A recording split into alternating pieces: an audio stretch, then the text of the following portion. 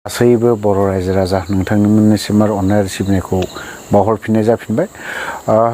दिनै भिडिअआ एक्चुअलि मोननै टपिकखौ लानानैसो सावरायनो नागिरदों।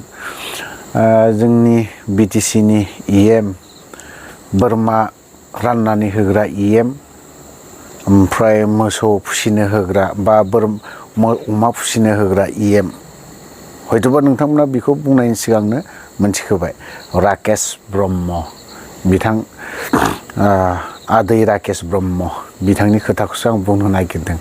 फार्स्टआवनो बिनि खोथाखौ बुंग्रोगोन। सेकेन्डआव जाहैबाय पलिटिसियान इएम माबा सिएम बारग' चिफ हाग्रामा महिलारि आरो दा रानिं थाबाय थानाय बिथां प्रमद बर' बिथांनि बारैसो बिथांमोन सानैनि बारैसो माखासे खोथाखौ बुंगोन। थुदो बिदिब्ला जों राकेश ब्रह्म बिथाङाथ' बिथांनि खोथाखौ सावरायग्रोनि। राकेश ब्रह्म होननानै बुङोब्ला माने कमेडियान जकार माने बे सासे एक नाम्बार जकार। मा बुंबावदों बियो आवगोलनि बारग' चिफ हाग्रामा महिलारि बिथांखौ जों बर' रायजो राजाया खुदै गारजोबनांगौ।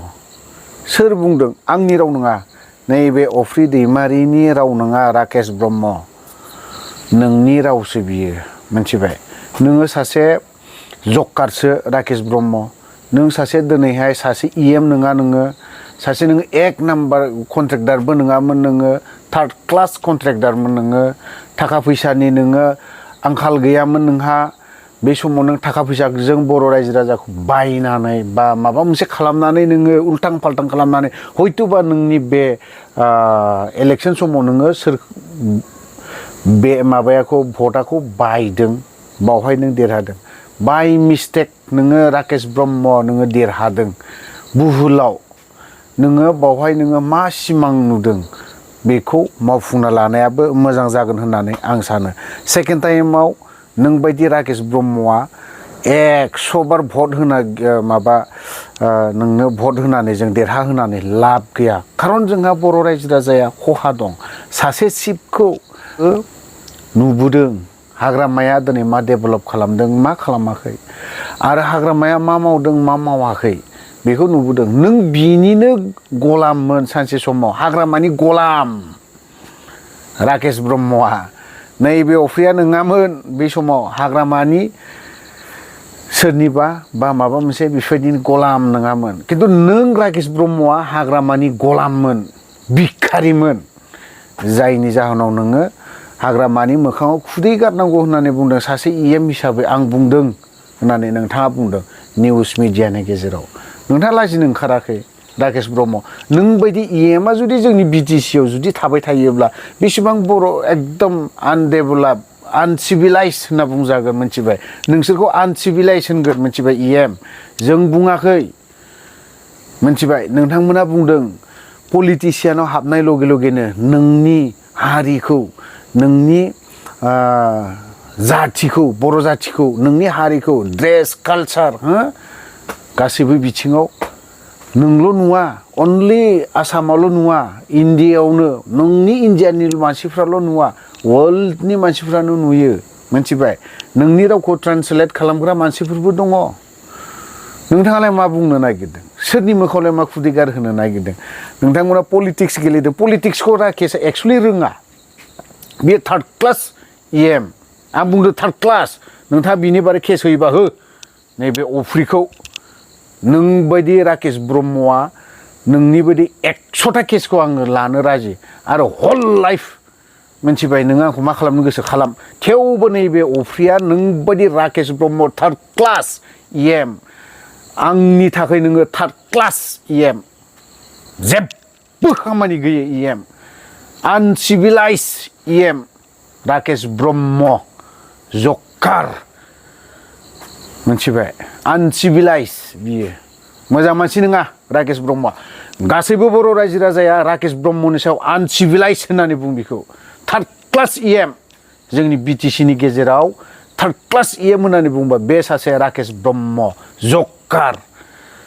मिथिबाय आसामनि मानसिफ्राबो नोंखौ जकार होननानै मिथिगौ ओइ राकेश ब्रह्म नोंनि केसखौ अफ्रिया गिग्रा मानसि नङा मिथिबाय नोंजों चेलेन्ज खालामो आङो नों आंखौ जेलाव केस होयो ना मा होयो हो अफ्रिखौ होनो नोंनि केसखौ अफ्रिया गिग्रा मानसि नङा मिथिबाय गिना फैग्रा मानसि नङा नों सोरनि मोखाङाव मा खुदै गारनो होदों नोंनि पलिटिक्सआ बेनो नामा बोरमा मासे हरफ्लानानै बर' रायजो राजाखौ जाम्बा खालामदों उल्लु बानायदों बे राकेश ब्रह्मआ बोरमा मासे हरबाय दाउ मासे हरबाय हा बिजों उल्लु बानायदों नोङो जोंनि बर' रायजो राजाफोरखौ नों साला नोङो बर'नि गामि सिङाव थाग्रा बर' रायजोफोरखौ जाम्बा जाम्बिफोरखौ नोंसोर सादा सिदा मानसिफोरखौ मा खालामदों 100 थाखा हरफ्लानानै थगायनानै दोनग्रा नों बायदि थार्ड क्लास खौ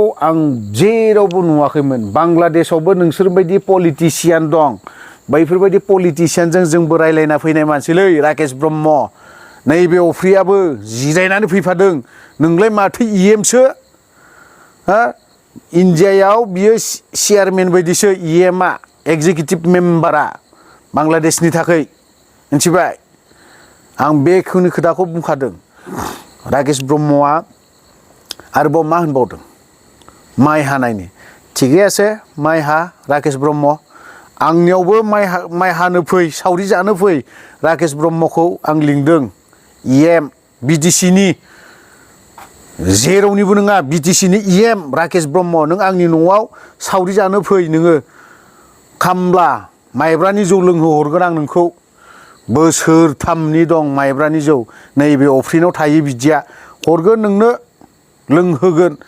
फेग्लिनानै नोंखौ फ्लाट खालामनानै दोनगोन आं सिखारनो रोङि खालामनानै दोनगोन आं नोंखौ राकेश ब्रह्म नों बायदि थार्ड क्लास खौ जोंनो बे बिटिसिआव नाङा नोंथाङा एसे साननैसो धैर्य हमनानै सालायबाय थाथ' थ' जिखियानो जाथ'आ मानो बे राकेश ब्रह्मनि बाथ्राखौ मा बुंबावनो बे सासे जकारसो बियो कमेडियानसो मालायखौ बुंबाय थानानै जेबो लाब गैया दाना फैफिनदो बिटिसिनि आरो हाग्रामानि ड्रेस गाननाय आरो प्रमद बर'नि ड्रेस गाननाय नोंथांमोना मा पलिटिक्स खालामदों नोंथांमोना मा सोरबाया बुंदों दिनैहाय धोरोमखौ लानानै खिन्थु हाग्रामायाबो बुंदोंमोन प्रमद बर'खौ जि गोजा गाननाय सेम हाग्रामायाबो दिनैहाय मानो दिनैहाय बेफोरबायदि जि गोजाखौ मानो गाननो गोनां जाखो मानो गानखो आरो बिथाङा दिनैहाय मा हिसाबाव बिथां हाग्रामा महिलारियाबो दिनै मा हिसाबाव दिनै बेफोरबायदि धोरोमनि खोथाखौ मानो सोफैदों जों बर'नि गेजेराव दिनैनि सिमहालागै धोरोमनि मालाबाबो दाङाबाजि जाफेराखैमोन नाथाय दिनै बिटिआर एकर्ड जानायनिफ्राय मा जादों धोरोमखौ लानानै नों ख्रिस्टियान नों बाथौनो नों उमुक तुमुक हेनतेननो बेफोरबायदि बाथ्राखौ लाबोदों आं बुंनो सानाखैमोन गासैबो बर' रायजो राजानाव क्षमा बियो आङो धोरोमनि खोथा बुंनायाव बुंनो सानाखैमोन दिनै पलिटिशियानफोरनि माखासे बाथ्रा बुंनायावहाय बेखिनि खोथाखौ बुंनो गोनां जादों दिनै प्रमद बर'आबो दिनै जि गोजा गानदों बेबो सादु जाहैदों बेबो सेम हाग्रामाया प्रमद बर'खौ बुंबाय थायोमोन जि गोजा गानबाय बे RSSनि मानसि दा जोंबो बुंनो गोनां जादों बायध'ता उफाय गैया हाग्रामाया दिनै मा मोसा बिगुर बायदि जिखौ मानो जुमहैखो मा हिसाबाव जुमहैखो बिजेपिजों नोंथांमोना बायजाजोब्बाय नामा पलिटिशियानमोन सानैबो BPF आरो UPPL बे मोननै हान्जाया बायजाजोब्बाय नामा बर' रायजो राजाखौ दिनै बर' सुबुंखौ मा खालामनो नागिरदों धोरोमजोंनो बुथारजोबलायनो नागिरदों नामा आरोबाव थ' रायजोफोर खोथाया गोबां खोथा बुंलायलांबाय बुंगौमानि लावगौ गोबां खोथा बुंनो सानदोंमोन नाथाय आङो समनि आंखालनि थाखाय आं बेखिनि बाथ्राखौल' बुंबाय थ' लोगोफोर आं भिडिअखौ बारा गोलाव खालामनो सानाखै बावहाय दोनथ'बाय जय बर' हारिनि